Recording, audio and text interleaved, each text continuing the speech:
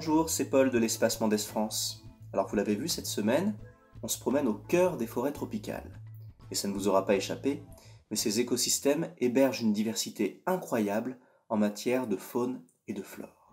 Je vous rappelle qu'en Guyane française, environ 5500 espèces de végétaux ont été identifiées, dont pas moins d'un millier d'arbres.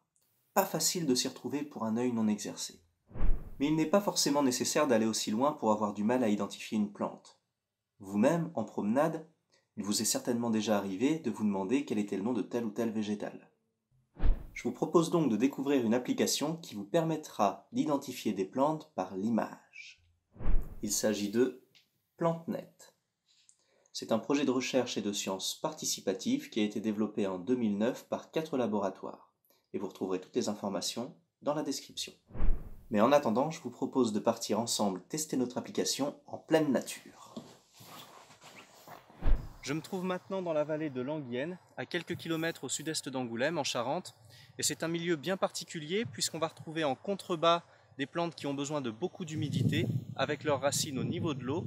Et sur le côté, ce qu'on appelle des pelouses calcaires, avec une végétation peu dense et des racines peu profondes, ancrées dans le substrat calcaire qui va avoir du mal à retenir l'eau de pluie. On va donc se retrouver ici avec des plantes bien adaptées au manque d'eau et à un ensoleillement régulier. C'est cette dualité qui va conférer à ces milieux un caractère si spécial et qui va nécessiter de les protéger. Je vous propose maintenant qu'on aille voir un petit peu plus bas. Vous allez voir qu'on va se retrouver au niveau d'anciennes carrières de roches calcaires et c'est là qu'on pourra tester notre application. Derrière la végétation, on distingue l'entrée d'une des anciennes carrières qui fournissaient les fameuses pierres d'Angoulême. Je vous propose qu'on aille maintenant faire quelques photos et observer les plantes qui s'y trouvent. Les contre-jours offrent ici la possibilité de prendre quelques clichés originaux. Si je veux connaître la nature de la plante que je viens de photographier, il ne me reste plus qu'à sortir mon smartphone ou mon appareil photo, puisque PlanteNet propose également une version web. Je vais maintenant vous apprendre à utiliser PlanteNet. Une fois que vous avez téléchargé l'appli, vous cliquez dessus, vous faites défiler les milieux que l'on vous propose. Vous voyez que PlanteNet a été conçu pour être utilisé dans le monde entier. Je me trouve en Europe de l'Ouest.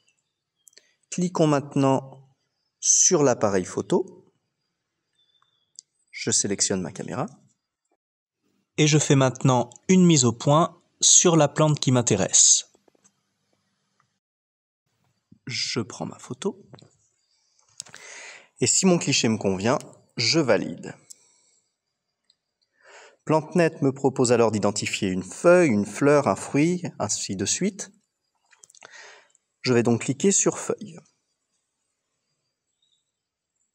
PlanteNet recherche maintenant dans la base de données les photos qui correspondent le mieux à mon cliché. Je vous rappelle que pour fonctionner, PlanteNet doit être connecté à Internet. Le premier résultat que PlanteNet me propose correspond à la fougère scolopendre, Asplenium scolopendrium. Je peux faire défiler les photos déjà en ligne prises par la communauté. Si je considère que ces photos correspondent à la plante que j'ai en face de moi, je valide, oui. Je peux saisir la localité, Angoulême, OK, et je contribue.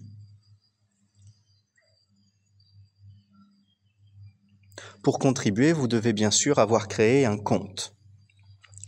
Une fois que vous avez contribué, vous pouvez revenir sur vos photographies, cliquer sur le nom scientifique de la plante et vous avez ainsi accès à l'ensemble des photographies qui ont été prises par la communauté et qui ont été validées.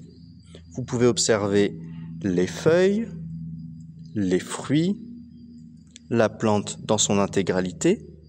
Vous pouvez même avoir accès à des informations sur une encyclopédie en ligne. Il ne vous reste plus qu'à continuer votre promenade et à prendre de nouveaux clichés pour identifier de nouvelles plantes. Vous en savez maintenant un petit peu plus sur cet outil qui vous permettra d'enrichir vos promenades dans la nature et de partager vos informations. Je vous souhaite de belles balades, prenez soin de vous, à bientôt.